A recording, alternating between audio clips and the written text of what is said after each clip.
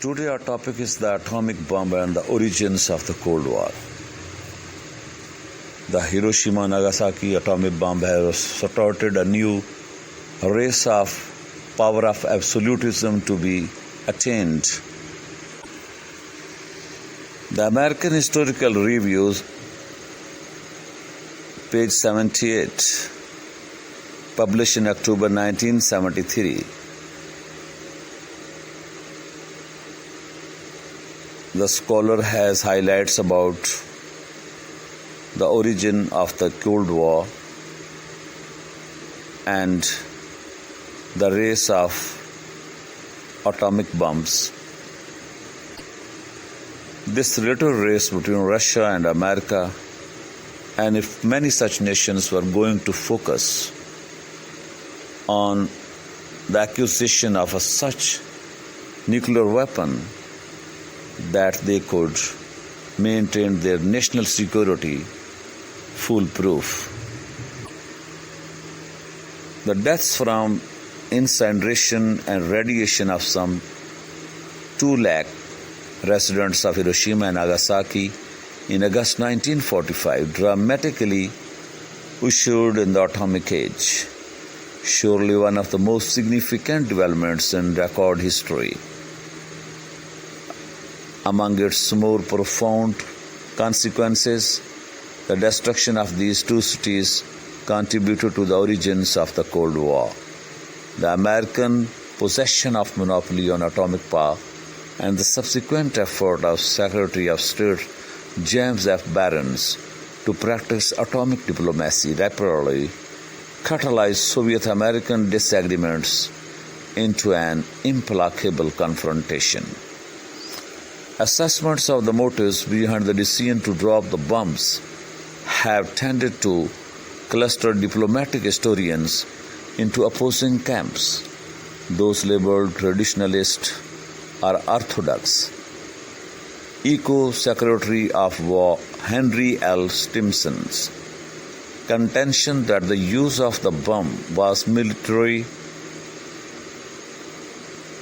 necessary to force Japan's surrender as quickly as possible and with the least possible loss of American lives.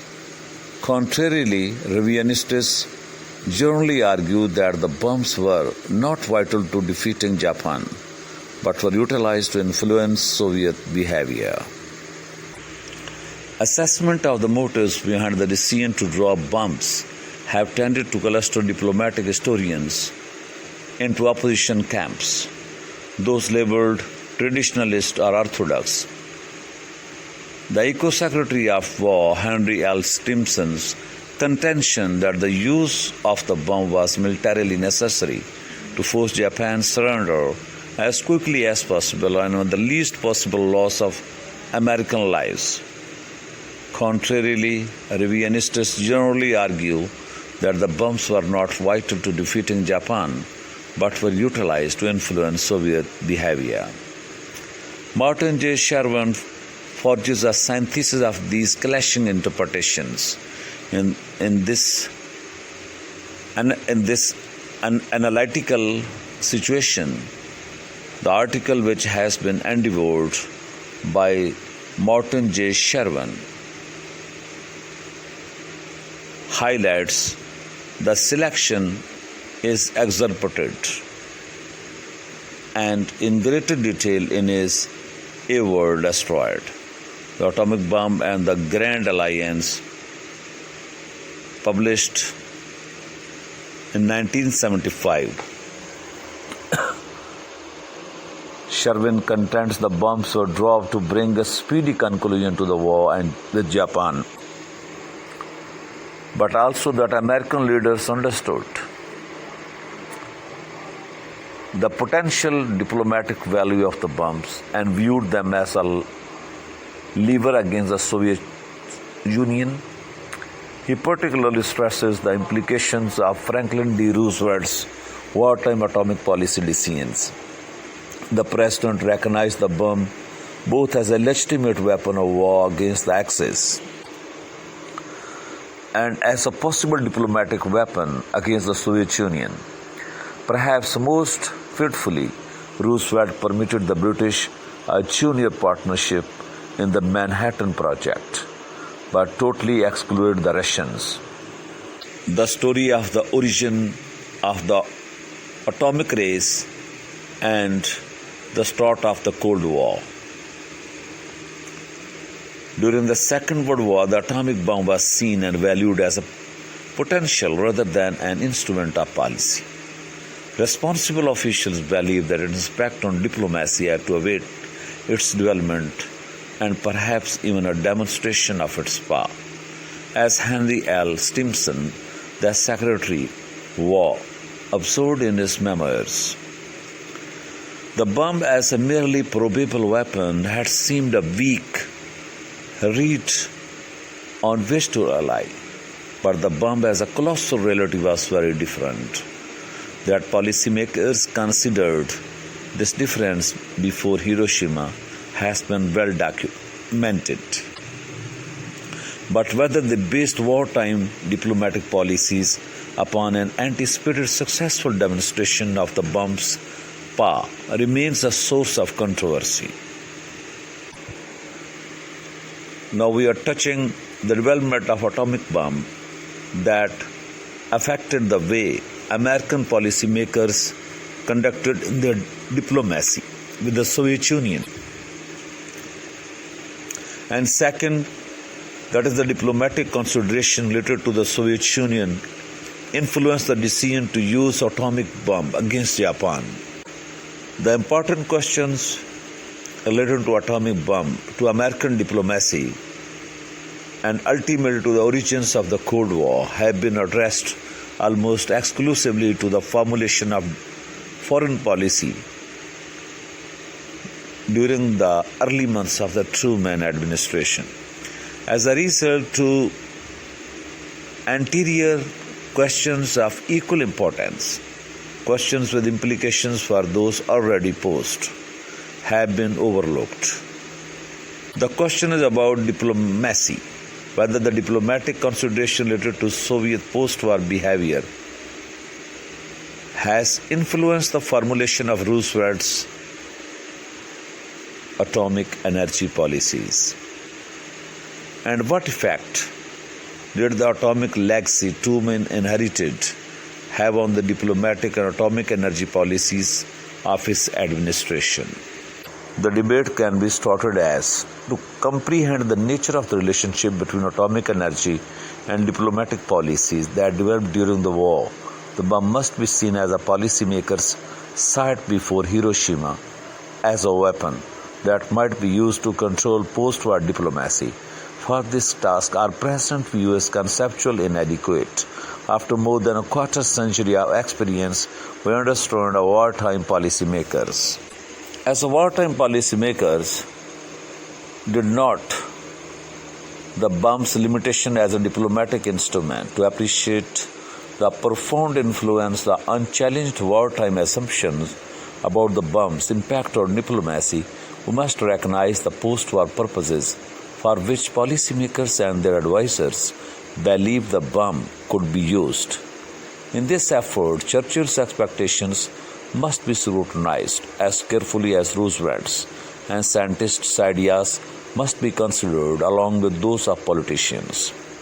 Truman's decision to the use of atomic bomb against Japan must be evaluated in the light of Roosevelt's atomic legacy, and the problems of impending peace must be considered along with the experience of and along with the exigencies of war.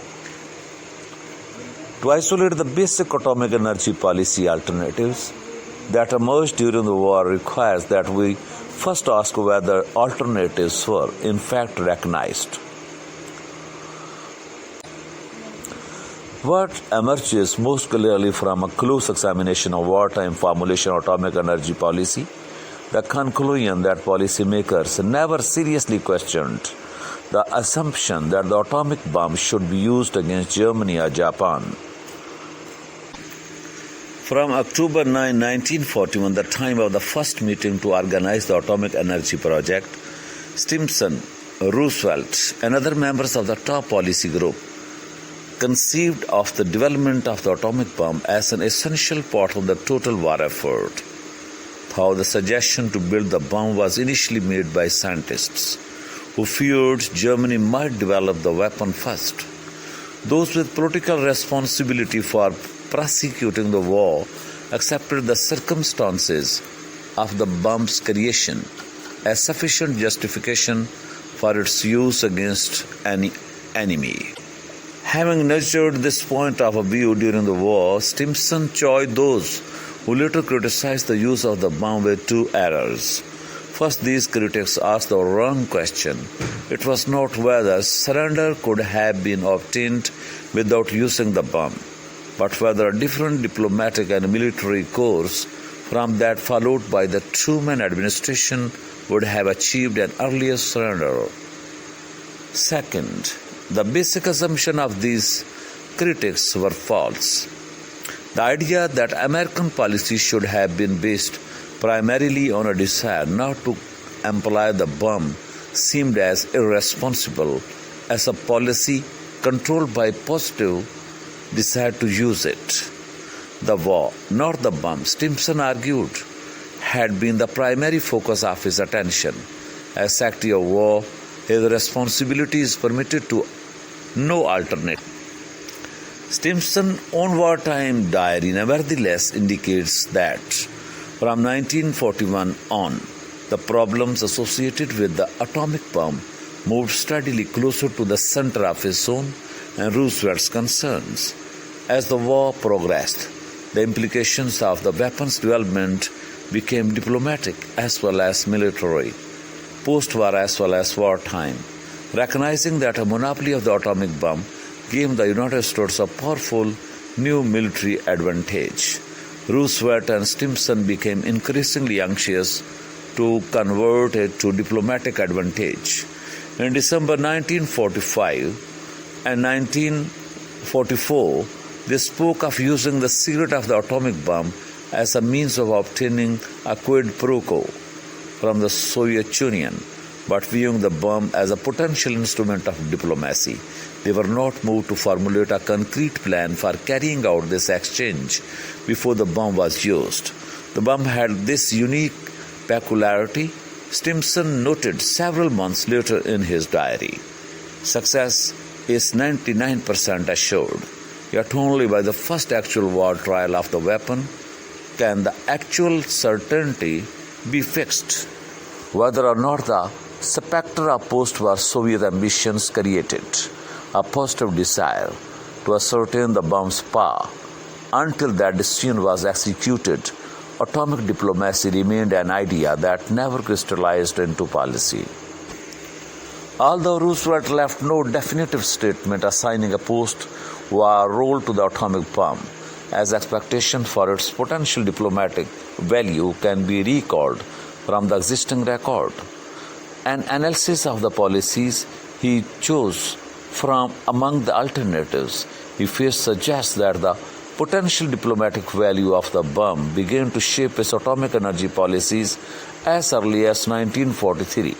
He may have been cautious about counting on the bomb as a reality during the war, but he nevertheless consistently chose policy alternative that would promote the post-war diplomatic potential of the bomb if the predictions of scientists proved true. These policies were based on the assumption that the bomb could be used effectively to secure post-war diplomatic aims, and this assumption was carried over from the Roosevelt to the Truman administration. Despite general agreement that the bomb would be an extraordinarily important diplomatic factor after the war, those closely associated with its development did not agree on how to use it most effectively as an instrument of diplomacy. Convinced that wartime atomic energy policies would have post-war consequences, several scientists advised Roosevelt to adopt policies aimed at achieving a post-war international control system. Churchill, on the other hand, urged the President to maintain the Anglo-American atomic monopoly as a diplomatic counter against the post-war ambitions of other nations, particularly against the Soviet Union. Roosevelt fashioned his atomic energy policies from the choices he made between these conflicting recommendations. In 1943, he rejected the counsel of his science advisors and began to consider the diplomatic component of atomic energy policy in consultation with Churchill alone. This decision-making procedure and Roosevelt's untimely death have left his motives ambiguous. Nevertheless, it is clear that we pursued policies consistent with Churchill's monopolistic and anti-Soviet view. The findings of this study thus raise serious questions concerning generalization historians have commonly made about Roosevelt's diplomacy, that it was consistent with his public reputation for cooperation and conciliation, that he was naive with respect to post-war Soviet behavior, that like Wilson, he believed in collective security as an effective guarantor of national safety, and that he made every possible effort to assure that Soviet Union and its allies would continue to function as post-war partners. Although this article doesn't dispute the view that Roosevelt desired amicable post-war relations with the Soviet Union, or even that he worked hard to achieve them, it does suggest that historians have exaggerated his confidence in and perhaps his commitment to such an outcome. His most secret and among his most important long-range decisions, those responsible for prescribing a diplomatic role for the atomic bomb, reflected his lack of confidence. Finally, in light of his study's conclusions, the widely held assumption that Truman's attitude toward the atomic bomb was substantially different from Roosevelt's must also be revised. Like the Grand Alliance, the Anglo-American Atomic Energy Partnership was forged by the war and its exigencies. The threat of a German atomic bomb precipitated a hasty marriage of convenience between British research and American resources when scientists in Britain proposed a theory that explained how an atomic bomb might quickly be built. Policymakers had to assume that German scientists were building one if such an explosive were made. Vannevar Bush, the director of the Office of the Scientific Research and Development, told Roosevelt in July 1941 it would be thousands of times more powerful than existing explosives, and its use might be determining. Roosevelt assumed nothing less. Even before the atomic energy project was fully organized, he assigned it the highest priority. He wanted the program pushed not only in regard to development, but also with due regard to time. This is very much of the essence, he told Bush in March 1942. We both felt painfully the dangers of doing nothing, Churchill recalled, referring to an early wartime discussion with Roosevelt about the bomb. The high stakes at issue during the war did not prevent officials in Great Britain or the United States from considering the post-war implications of their atomic energy decisions. It can be argued that Roosevelt, the political pragmatist, renewed the wartime atomic energy partnership to keep relations with the British harmonious rather than disrupt them on the basis of a post-war issue. Indeed, it seems logical that the President took this consideration into account, but it must also be recognized that he was perfectly comfortable with the concept Churchill advocated, that military power was a prerequisite to successful post-war diplomacy. As early as August 1941, during the Atlantic Conference, Roosevelt had rejected the idea that an effective international organization could be relied upon to keep the peace.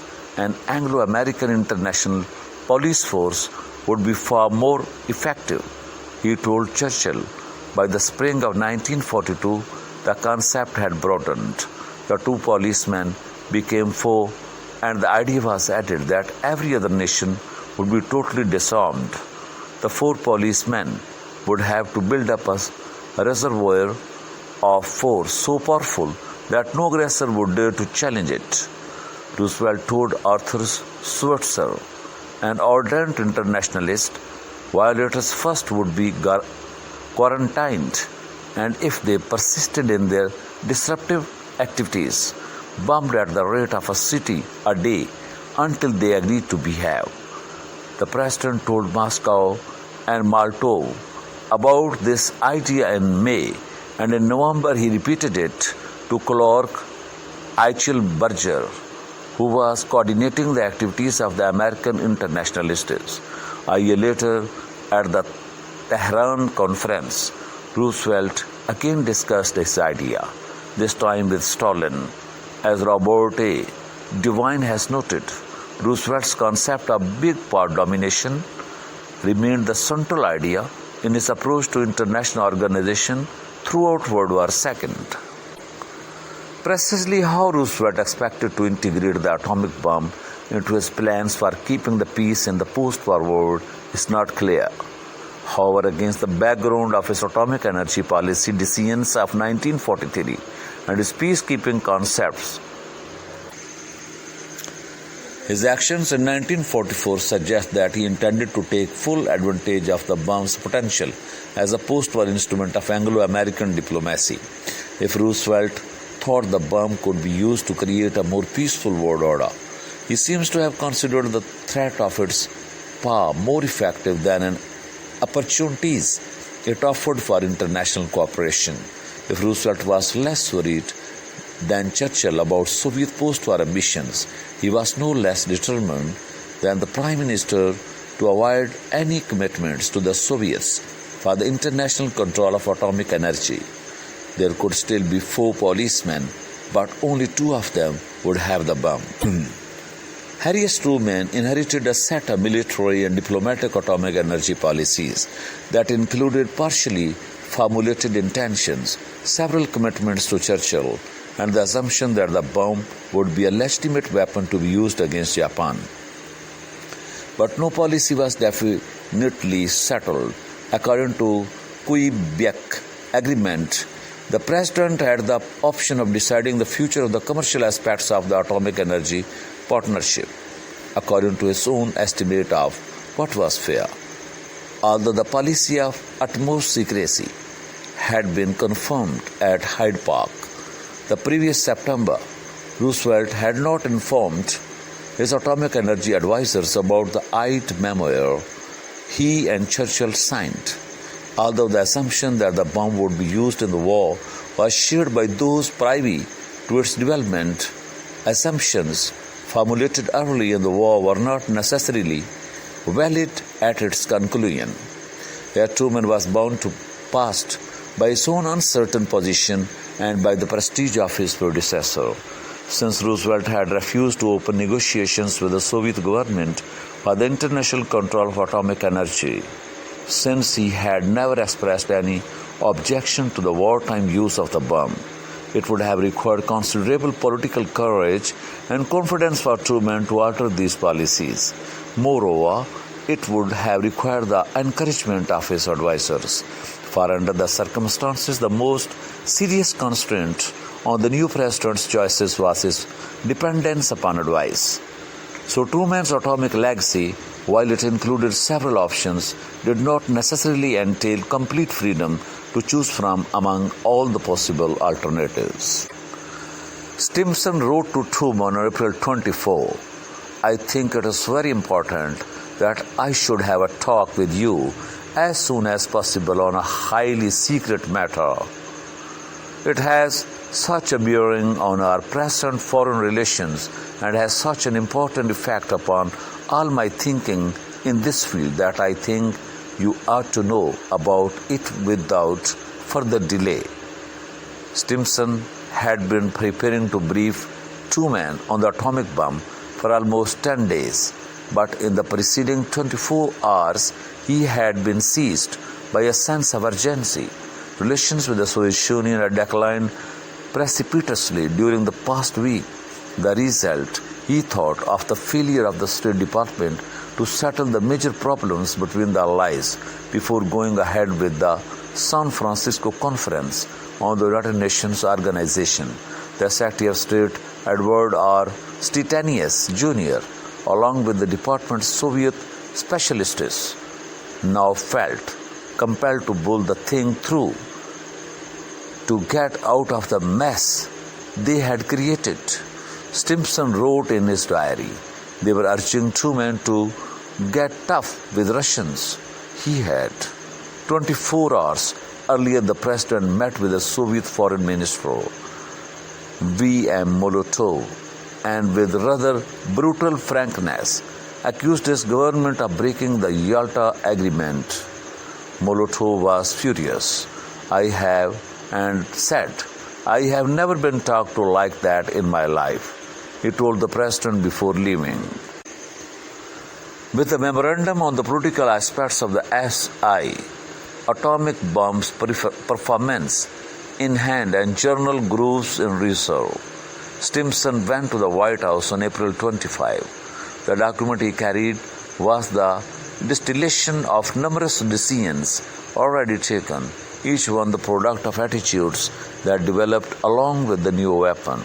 The secretary himself was not entirely aware of how various forces had shaped these decisions.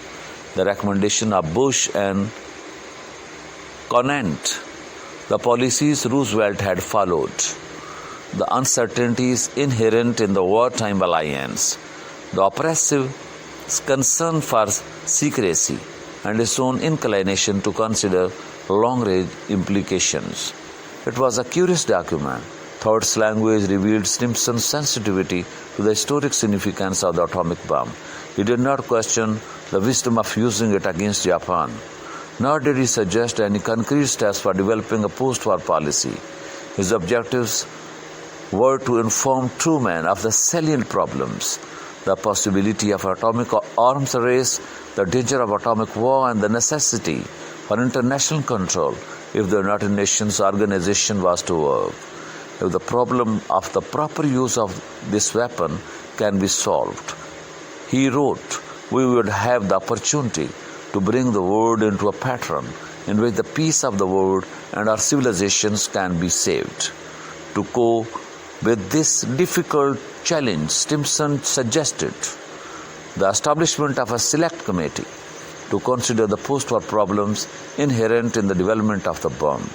If his presentation was the forceful statement of the problem that historians of the Atomic Energy Commission have described it as being, its force inhered in the problem itself, not in any bold formulations or initiatives he offered toward a solution.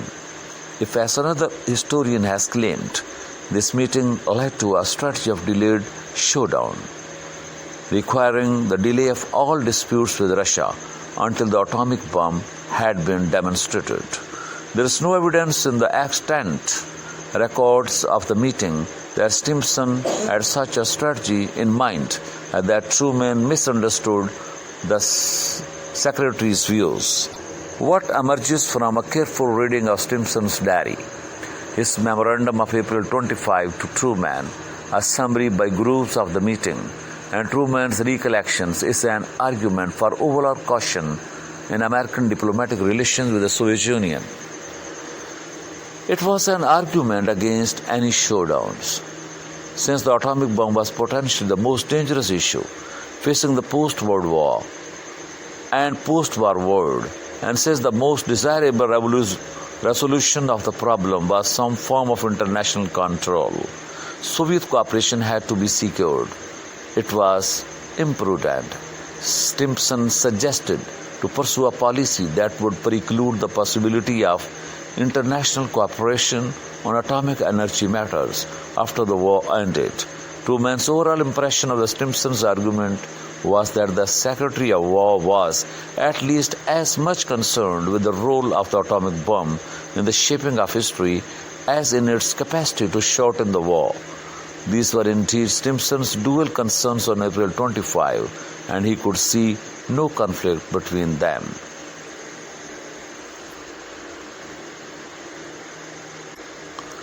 Despite the profound consequences Stimson's attributed to the development of the new weapon, he had not suggested Truman reconsider its use against Japan, nor had he thought to mention the possibility that chances of securing Soviet post-war cooperation might be diminished. if Stalin did not receive a commitment to international control prior to an attack. The question of why these alternatives were overlooked naturally arises. Perhaps what Frankfurt once referred to as Stimson habit of setting his mind at one thing like the needle of an old Victrola caught in a single groove may help to explain his not mentioning these possibilities. Yet Bush and Conant never raised them either. Even Niels Bohr had made a clear distinction between the bomb's wartime use and its post-war impact on diplomacy. What role the atomic bomb may play in the present war, Bohr had written to Roosevelt in July 1944, was a question quite apart from the overriding concern, the need to avoid an atomic arms race. The preoccupation with winning the war obviously had to create this seeming dichotomy between the wartime use of the bomb and the potential post-war diplomatic problems with the Soviet Union raised by its development. But a closer look at how Bohr and Stimson each defined the nature of the diplomatic problem created by the bomb suggests that for the Secretary of War and his advisors, and ultimately for the President they advised, there was no dichotomy at all.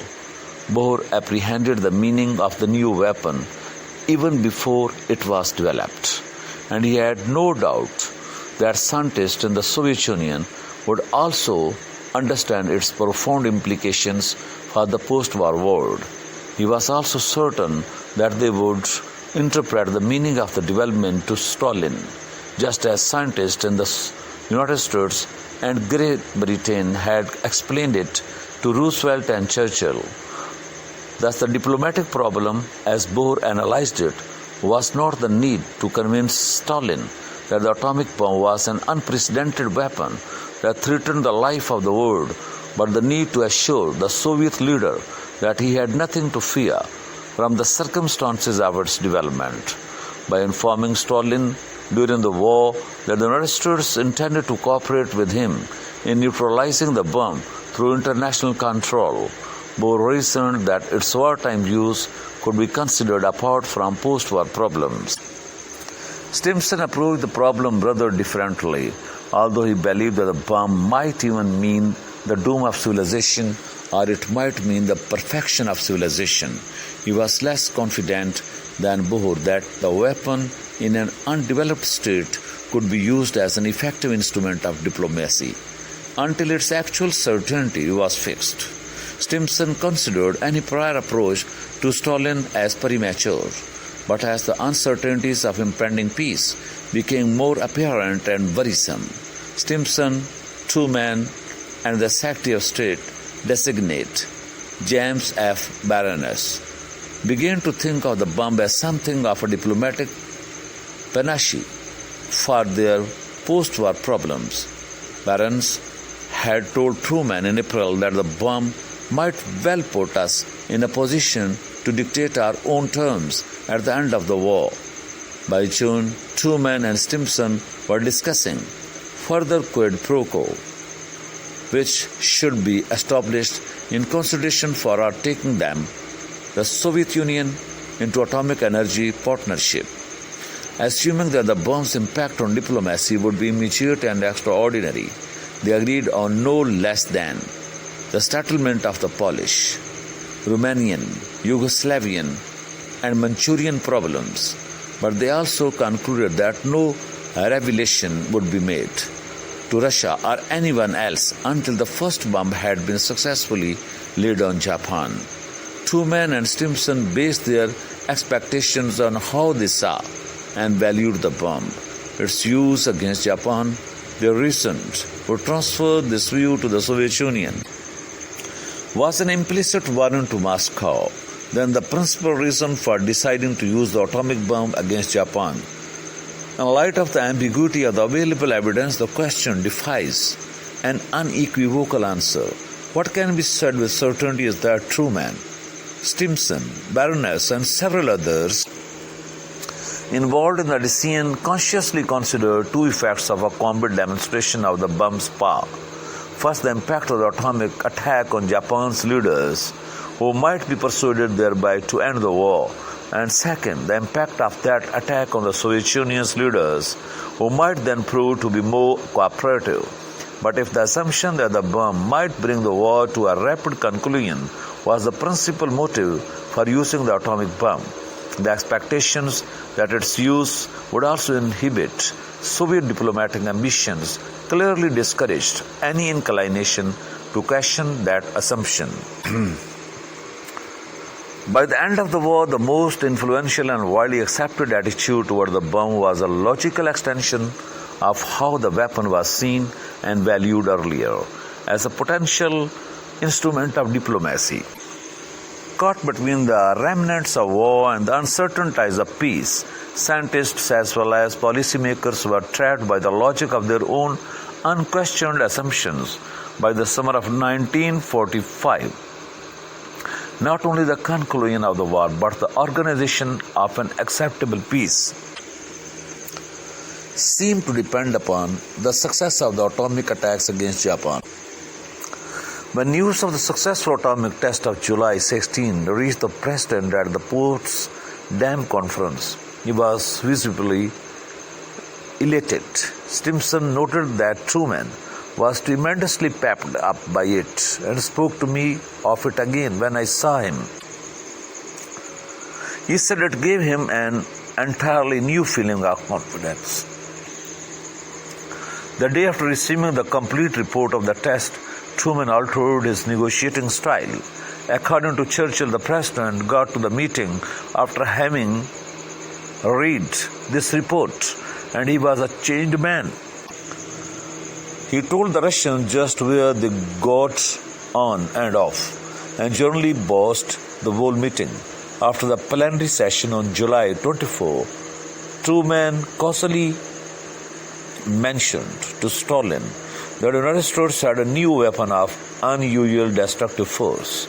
Truman took this step in response to a recommendation by the Interim Committee, a group of political and scientific advisors organized by Stimson in May 1945 to advise the President on atomic energy policy.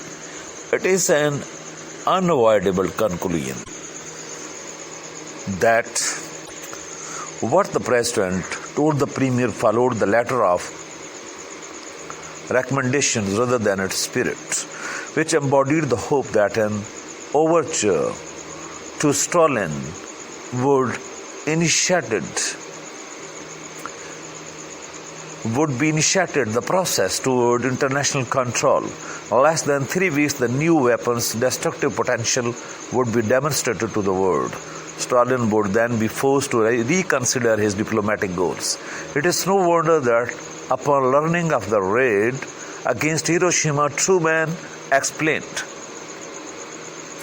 "This is the greatest thing in history." As Stimson had expected, as a closer reality, the bomb was very different. But had American diplomacy been altered by it, those who conducted diplomacy became more confident, more certain that through the accomplishments of American science, technology, and industry, the new world could be made into one better than the old. But just how the atomic bomb would be used to help accomplish this ideal remained nuclear. 3 months and 1 day after Hiroshima was bombed, Bush wrote that the whole matter of international relations on atomic energy is in a thoroughly chaotic condition.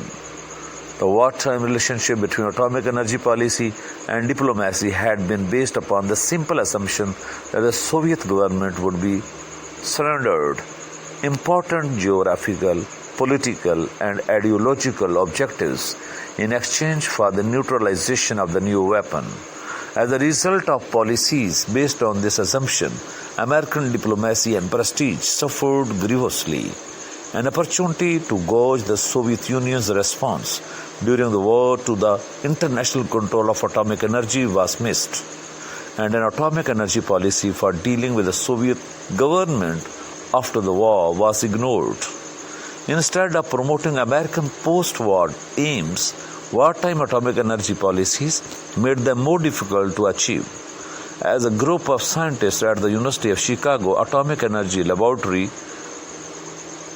presently warned the government in June 1945.